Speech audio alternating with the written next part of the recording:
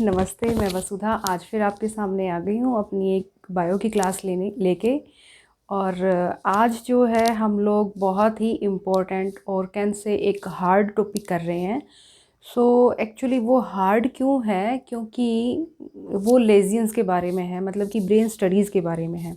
तो इसके ऊपर भी जैसे हमने न्यूरॉन पे एक वीडियो बनाना हमारे लिए इनफ नहीं था, तो इसीलिए हमें क्या करना पड़ा, हमें 2 से 3 वीडियोस बनानी पड़ी। तो इसीलिए जब हम ब्रेन की टेक्निक्स को पढ़ते हैं, एमआरआई, एफएमआरआई, पीईटी वगैरह, तो इसको मैं चाहती हूँ कि हम लोग थोड़ा सा सुकून से पढ़ें, आराम से पढ़ें, ठीक है। तो इसीलिए हम लोग क्या करेंगे, जो ब्रेन टेक्निक्स हैं उनको हम बिल्कुल आराम से पढ़ेंगे, ठीक है। तो आप लोगों को ज़्यादा हाइपर होने की ज़रूरत नहीं है, एक एक दो दो चीज़ों को पढ़ते हैं, क्लियर करते हैं। 1 मिनट रुकना मेरा।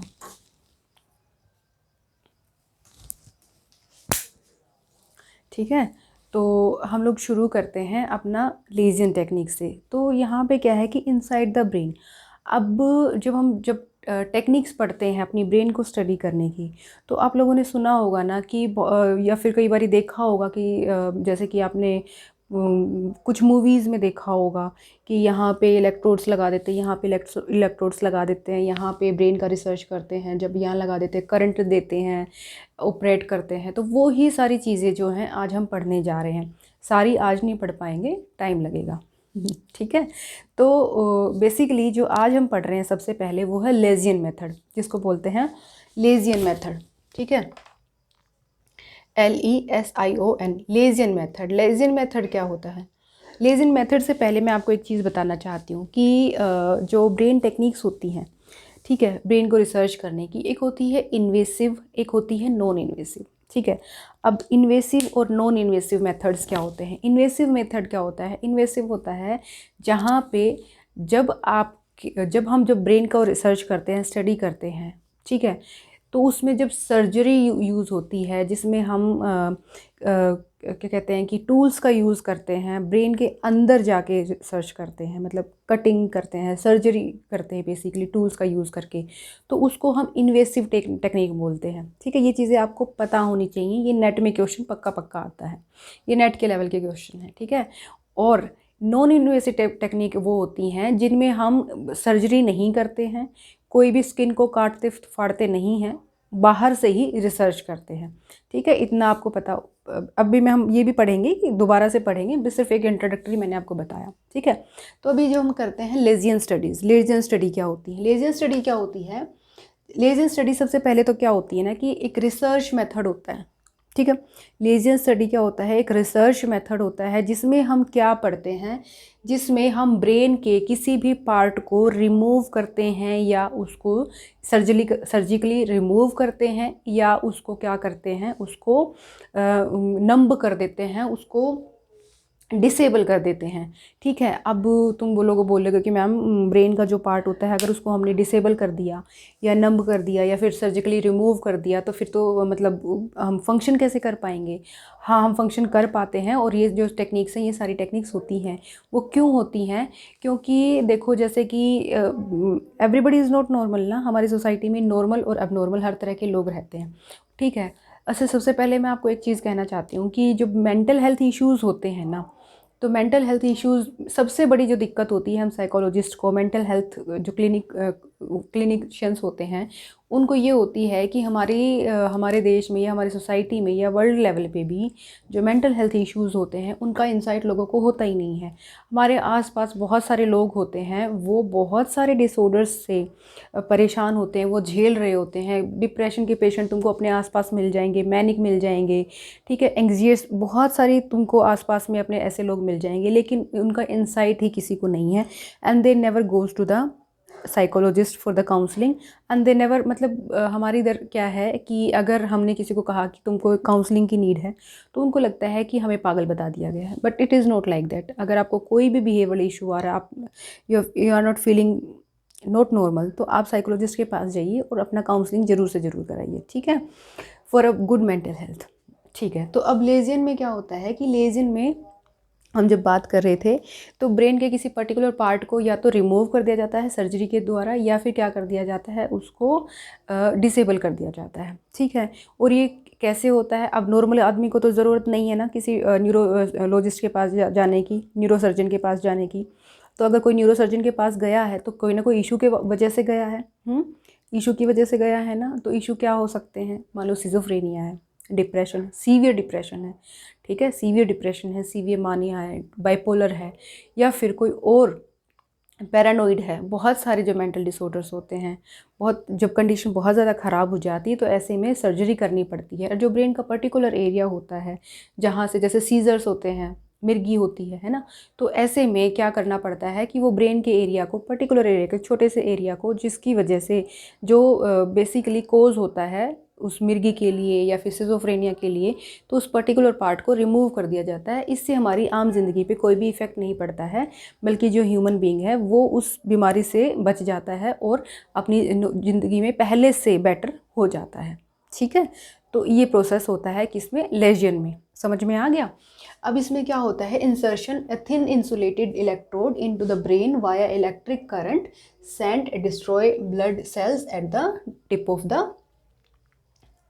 हाँ, तो इसमें क्या होता है कि एक थिन होती है, इलेक्ट्रोड होती है, पतली सी इलेक्ट्रोड होती है जिसको हमारे ब्रेन में इंसर्ट कर दिया जाता है और उस पर्टिकुलर एरिया को जाके वो डिसेबल कर देती है। ठीक है, पतली सी एक सुई सी होती है, लंबी सी, ठीक है, उसको थ्रू ईयर या थ्रू मतलब जैसे भी उनको लगता है जहाँ भी, तो उसको एंट्री कर दिया जाता है ब्रेन के अंदर और उस पर्टिकुलर एरिया में जाके वो सामने से जो टिप होती है, उसकी टिप होती है, वहाँ से वो इलेक्ट्रिकली चार्ज होती है और वहाँ पे ले जाके उसको, उस पर्टिकुलर एरिया को डिसेबल कर दिया जाता है या क्या कर दिया जाता है, उसको रिमूव कर दिया जाता है। इसको हम क्या बोलेंगे, कौन सी टेक्निक बोलेंगे, इसको हम बोलेंगे लेजियन मेथड बोलेंगे, इसको डू रिमेंबर दिस मेथड।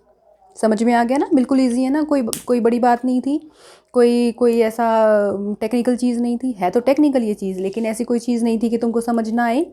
आ गई ना समझ में, ऐसे ही रिमेंबर रखना है। ठीक है, अब है brain stimulation. Brain stimulation as same lesion, मतलब ब्रेन स्टिमुलेशन क्या होता है, ये भी लेजिन की तरह ही एक मेथड होता है। ठीक है, ब्रेन स्टिमुलेशन भी लेजिन की तरह ही मेथड होता है। इसमें भी एक पतली सी रोड होती है जिसके आगे ऐसे करंट या मैग्नेट होता है और उसको क्या किया जाता है, ब्रेन में डाल दिया जाता है, मतलब इंसर्ट कर दिया जाता है। डालेंगे वर्ड यूज़ नहीं करेंगे हम लोग, इंसर्ट कर दिया जाता है।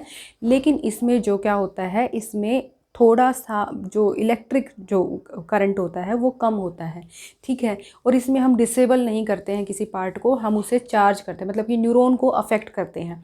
देखो उसमें लेजिन में क्या था कि उसको हमने रिमूव करना था, डिसेबल करना था, लेकिन उसमें तो करंट की मात्रा ज़्यादा होगी, लेकिन इसमें करंट की मात्रा कम होगी, क्योंकि इसको हमें डिसेबल नहीं करना, सिर्फ उस पर्टिकुलर एरिया को हमें न्यूरॉन को एक्टिव करना है। ठीक है, किसमें, ब्रेन स्टिमुलेशन में। उसके बाद है इन्वेसिव टेक्निक। इन्वेसिव टेक्निक की हमने बात करी। इन्वेसिव टेक्निक में क्या होता है, एक तरीके से मैं अगर बिल्कुल ही सिंपल वर्ड्स में आपको बताऊं तो उसमें चीरफाड़ होती है। इन्वेसिव टेक्निक में सर्जरी होती है। ठीक है, तो उसमें जब सर्जरी होती है तो क्या होता है कि जो ब्रेन का होता है, मतलब जैसे कॉलर बोन होती है हमारी, इधर कॉलर बोन होती है ना, तो कॉलर बोन में वो जो टूल्स होते हैं वो फिट कर दिए जाते हैं। ठीक है, हमारी प्रॉपर सर्जरी होती है ब्रेन की। मैंने पूरा बड़ा लिख रखा है, इसमें पूरी सर्जरी होती है।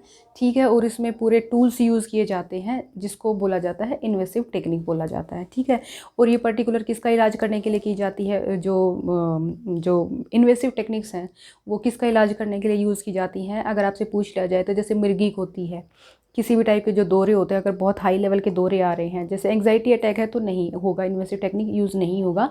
एंग्जाइटी अटैक्स में नहीं होता है। ठीक है, पल्पिटेशन में भी नहीं होता है।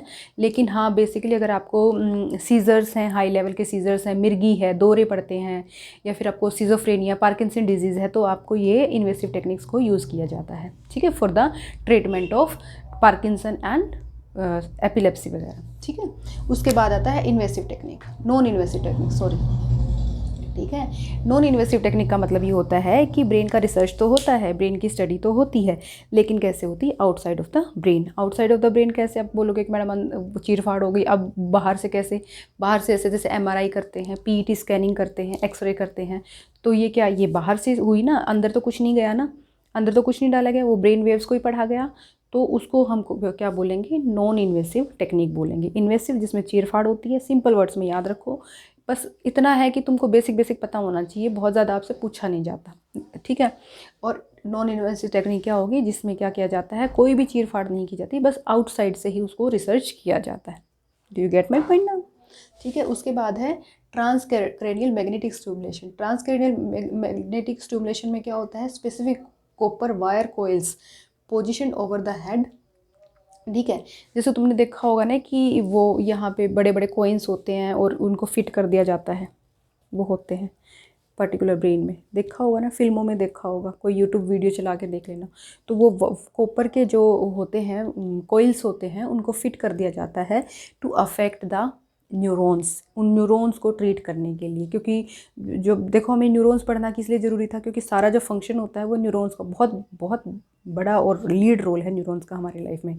तो हम जो न्यूरॉन्स हैं, तो न्यूरॉन्स की वजह से ही ये जो डिसऑर्डर्स बनते हैं, डेड हो जाती हैं न्यूरॉन्स, ठीक है, ज़्यादा हो जाती हैं, कम हो जाती है, बहुत रोल है। तो उसकी वजह से हमारा क्या होता है कि हमें जो डिसऑर्डर्स हो जाते हैं, मेंटल डिसऑर्डर्स हो जाते हैं। तो इसमें क्या होता है मैग्नेटिक में कि ट्रांसक्रेनियल मैग्नेटिक स्टिमुलेशन, इसमें कॉपर की इलेक्ट्रोड्स वो होती हैं, कॉइल्स होते हैं, जिनको फिट कर दिया जाता है पर्टिकुलर एरिया में जहाँ पे ज़रूरत है, जहाँ पे डिसऑर्डर मतलब कि आ रहा है कि हाँ ये इस एरिया की वजह से डिसऑर्डर है, वहाँ पे इसको फिट कर दिया जाता है। और क्या किया जाता है, वहाँ की न्यूरॉन को क्या किया जाता है, ट्रीट कर किया जाता है। ठीक है। और ये कब किया जाता है, सीवियर डिप्रेशन में। सीवियर डिप्रेशन का अगर इलाज पूछा जाए आपसे, तो ये ट्रांसक्रेनियल मैग्नेटिक स्टिमुलेशन के थ्रू किया जाता है। ठीक है, मेजर सिम्टम्स में। उसके बाद है ट्रांसक्रेनियल डायरेक्ट करंट स्टिमुलेशन। इसमें क्या होता है, uses scalp electrodes to pass very low amplitude direct current to the brain to change the excitability of cortical neurons directly below the electrodes. तो इसमें क्या होता है, इसमें वहाँ पे हमने मैग्नेटिक यूज़ किया था कॉपर से, यहाँ पे हम करंट का यूज़ करते हैं। ठीक है, और यहाँ पे हम करंट के इलेक्ट्रोड्स यूज़ करते हैं, और उनके थ्रू जो पर्टिकुलर न्यूरॉन्स होते हैं, जैसे मान लो कि मेरे यहाँ पे लॉन्ग टर्म मेमोरी का उनको करना है, तो यहाँ पे उसको लगा दिया जाएगा, इलेक्ट्रोड्स को करंट को पास किया जाएगा, और इस पर्टिकुलर एरिया की जो न्यूरॉन्स हैं उनको ट्रीट किया जाएगा थ्रू किसके, through transcranial direct current stimulation की।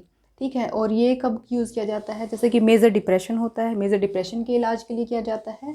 और क्या कहते हैं कि कोई ब्रेन की इंजरी हो जाती है तो उसमें इलाज किया जाता है। लेकिन करंट का मतलब ये नहीं होता कि एकदम हाई वोल्टेज का करंट, नहीं, वो बहुत ही मिली उसका होता है। ठीक है, वो उसका बहुत ही लो लेवल का होता है, और वो पर्टिकुलर हमें नहीं पता होता है, क्योंकि हमारा इसमें कोई वो नहीं है, प्रोफेशन, वो नॉलेज नहीं है हम लोगों को।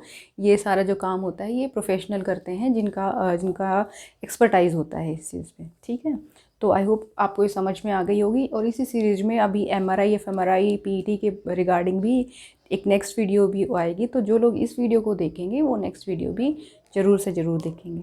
आई होप आपको समझ में आया होगा, ध्यान से सुने। आपको वीडियो अच्छी लगे तो please do like it. Thank you so much everyone, bye.